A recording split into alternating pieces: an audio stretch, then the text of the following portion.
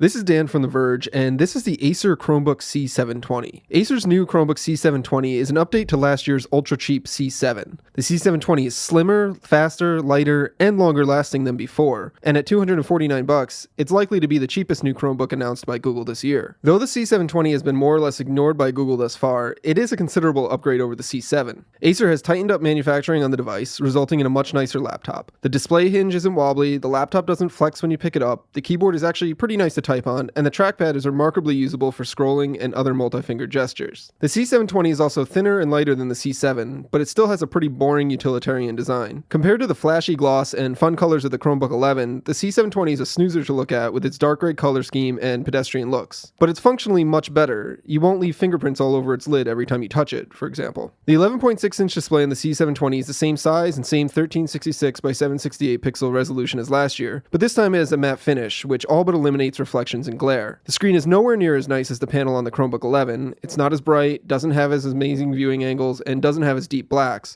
but it's perfectly usable and acceptable for this level of laptop. You do lose some neat design features found on the HP. Speakers are on the bottom of the computer instead of built into the keyboard. They get loud, but they really don't sound all that great. You can't charge it using a micro USB charger, and there's no cool light-up strip to be found on the C720's lid. In exchange, you get a USB 3.0 port, a full HDMI out port, along with a USB 2.0 port, a full-size SD card reader, and a Kensington lock port. While the HP might be the fashionista of the Chromebook family, the C720 is the workhorse. The improvements to the C720's design and build quality are all welcome, but the biggest difference between it and the C7, and frankly, every other Chromebook, is found on the inside. The C7 is one of the first Chromebooks to hit the market with Intel's new processor, known as Haswell. This offers much better performance and usability, but more importantly provides dramatically improved battery life. The C720 is quoted at 8.5 hours of battery life by Acer and Google, nearly double that of the C7. In our tests, it really lives up to that claim. It lasted over 9 hours and 40 minutes in our rundown test, and in real-world use, we've been able to get well over 7 hours of use from it. The biggest complaint we've had from Chromebooks in the past is battery life, and fortunately, the C720 has no issues there. Along with the new processor, Acer has swapped out the C7's antiquated spinning disk hard drive for a much more fitting SSD. You lose a lot of storage space. The SSD is only 16 gigabytes compared to the old version's 320 gigabytes,